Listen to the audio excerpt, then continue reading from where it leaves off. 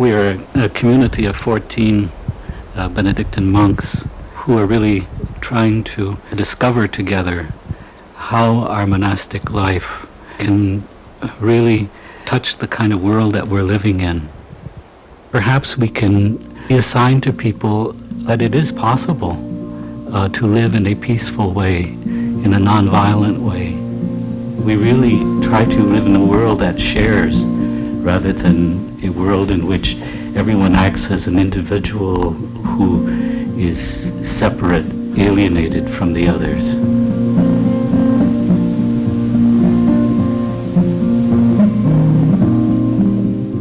Every part of this earth is sacred to my people.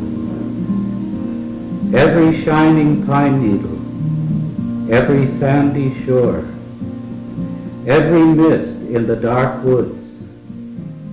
In the morning prayer together, we really want to focus on what we're about as a brother in this community, and to really put our roots down in prayer, which is really so critical for our life, searching out in the quiet of our own hearts how God is present to us and how we are called to be present to others.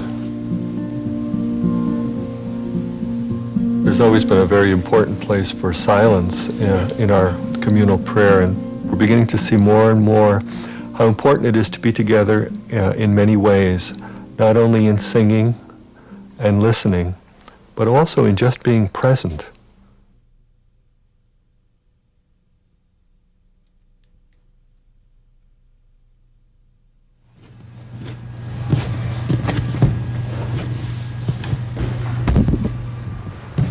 So often in our time, what gets the attention is the loudest noise, or the thing that really knocks at us so that we can't resist it. But I think we've fallen away in a large part from really listening what speaks to us from within.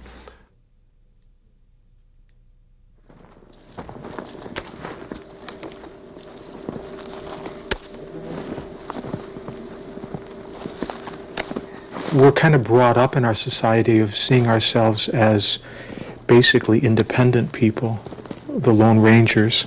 The more self-sufficient you can be, the better off you are, the more of a hero. But I think that's faulty.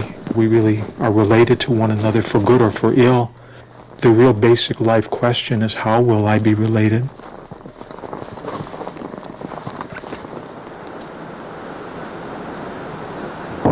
We really can choose the kind of relationships we want with one another. It's not a given. We can let go of the kind of things that will make our ways of relating to one another and to the world destructive. Perhaps that's a sign that the monastic community can offer to the world, that we're not some kind of rare birds, but that we do have a choice about how we're related. The quality is something that we can choose and grow in.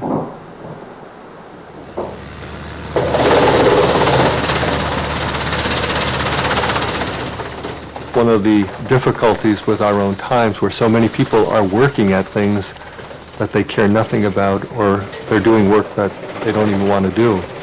I think the gift that we have in our community here is that we are able to determine the work that the community will support itself with.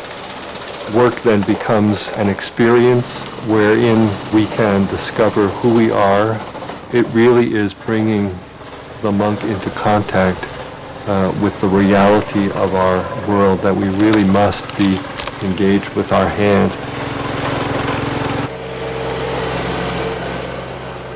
Through our work, we become involved and we touch the reality of life and of one another.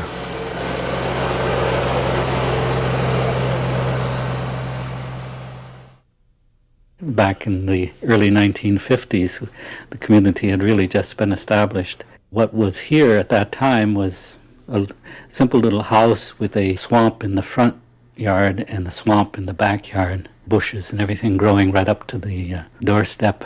Some friends came to visit me and kind of wailing, "How could you come to such a God-forsaken place?"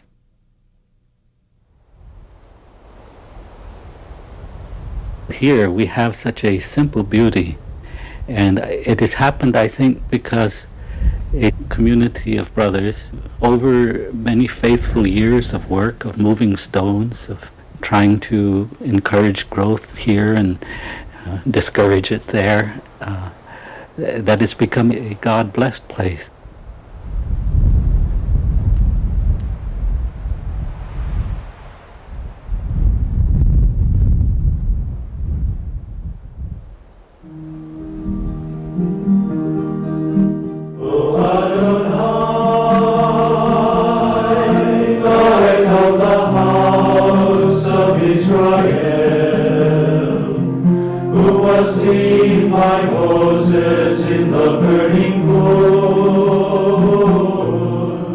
We don't really see ourselves as the institution of Weston Priory with big walls around us and so on. What we really are about is living as fully humanly as possible, allowing the world to touch us, that we live simply, choicefully, that we be open to our own culture, our own time, listening to that culture, responding in faith, and that together, as a community, as a family, as a brotherhood, we can be a sign of something different.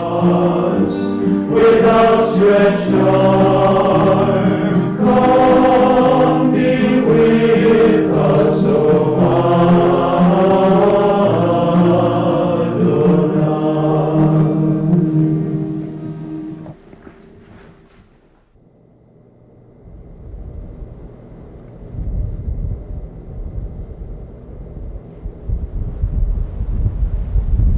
The monastic movement has always been on the edge of society, not to escape, but rather to gain a better perspective, to be able to see more clearly where is it that we as a community, where are we going? How is it that we can embody the truth ever more gracefully and with more challenge in our world, where truth seems to be a very cheap commodity?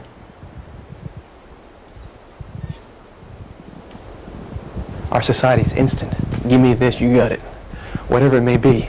But when it comes to real happiness and discovering the truth about ourselves, that takes a long time.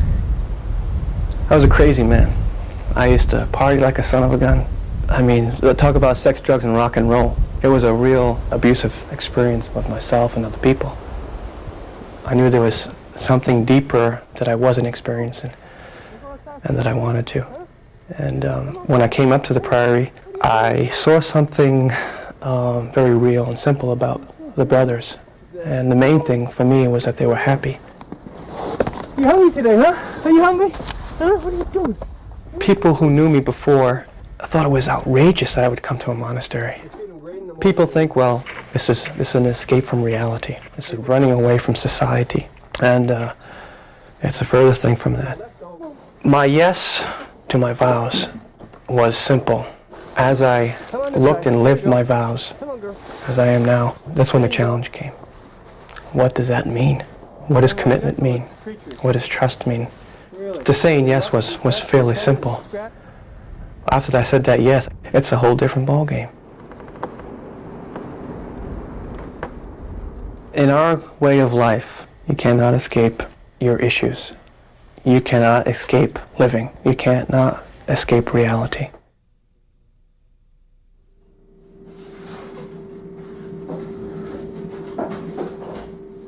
As we grow in our consciousness of other people in our society, so much of our work has taken on the character of being a voice for people who don't have a voice.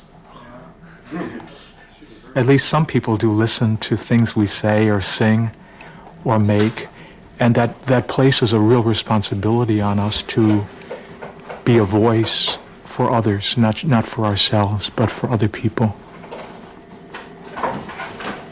We heard about a movement called the Sanctuary Movement that was offering refugees not only a place where they could experience some safety, but also a place from which they could speak and tell their story, a story that is really bound up in Christians trying to give witness to their brothers and sisters who are being martyred in Central America because they ask for bread, because they ask for justice.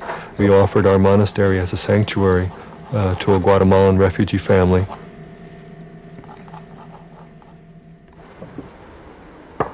Well, the family, Felipe and Elena, the 5 children, have been with us now for about 7 years. And what we have seen is the real struggle to be a family, people who don't want to be here. The real desire to go home, the desire to be with their people, and yet the awareness that it's not possible and the anguish of that.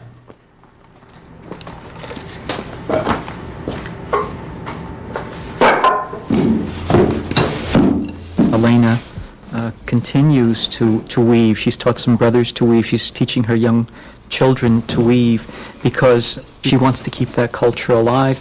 She really knows that it's that culture that's being exterminated as the people are being exterminated.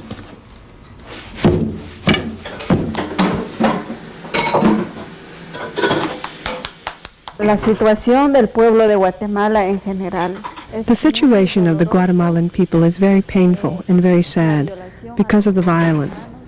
There is complete disregard of human rights within the country, and the government is doing nothing to prosecute any of the perpetrators.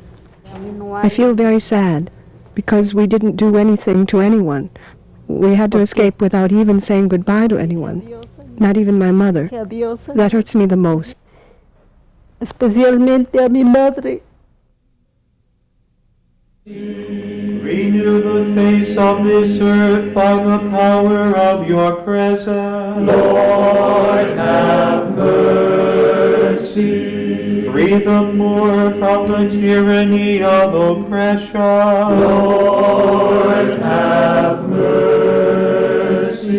Give strength to our... As a community, we're trying to grapple with the depth of injustice and pain and hatred in the world, and to look there and to see the seeds of the future, that somehow, if we don't look at it, we'll never see the ability to heal.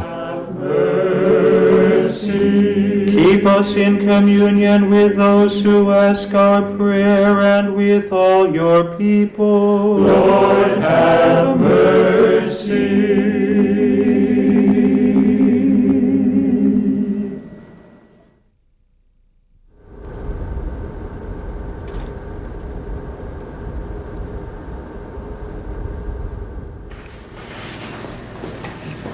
No matter where we are in life, so many persons are alone, even though they are in relationship with others. One of the joys of community is that relationship with a number of persons whom I commit my life to for life. It's really a treasure because the persons that I've vowed my life with become a resource and a challenge for today and the years to come. They mirror me to myself in ways that I can't see. Underwater drilling technology opened up the rich deposits under Lake Maracaibo, ultimately raising a vast amount of oil from beneath the lake bed. No one joked anymore about meals are times of really presence with one another. It's a very ancient monastic custom to have reading during the meals. We find that that's a very beautiful way to be focused together, to be of one heart. Petroleum and politics. Presently we're reading a book on the history of oil. It's entitled The Prize. One of us had read it and found it extremely meaningful, having read it during the time of the Persian Gulf War and the place of oil in so much of human history, and actually perhaps to see what place it has in our future life together, what this world will be, and how we'll move beyond that. New York, the executive responsible for Venezuela was known as...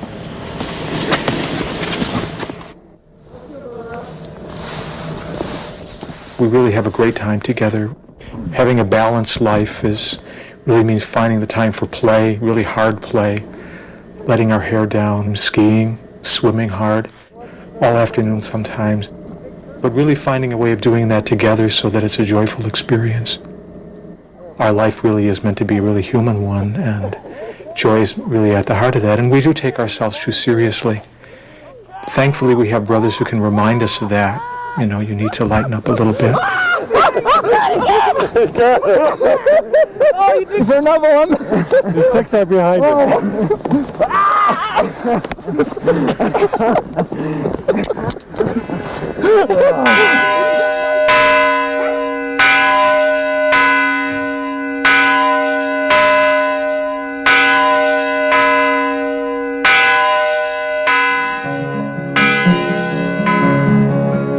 Our Father in heaven, may your name be held holy. Your kingdom come, your will be done on earth. Monks really are called to weep for the world. All of us, not only monks, are called to breathe in all of the pain and the suffering of our world, and to really allow that to touch our hearts, and to breathe out something changed. We see so many awful signs. Why is it that we find it so easy to spend billions on weapons and the research that's involved in destructive things? Why is it that we're able to cast people aside in our cities, people living in sewers or in boxes, or families worrying about where their next meal is going to come from? Why is that? There are problems among us, and many times our choices, our greed, our envy, our lust almost make us feel like we're on the Titanic. But I think there's a lot more to us as human persons than that. And perhaps it's going to be very important for all of us to see that by coming together within our own self, with those whom we call neighbor, and perhaps even more those whom we call enemy, that it's possible for us to live in such a way that we can be a sign of something different, that humanity is not failing, to really see that no suffering occurs anywhere that isn't ours. For yours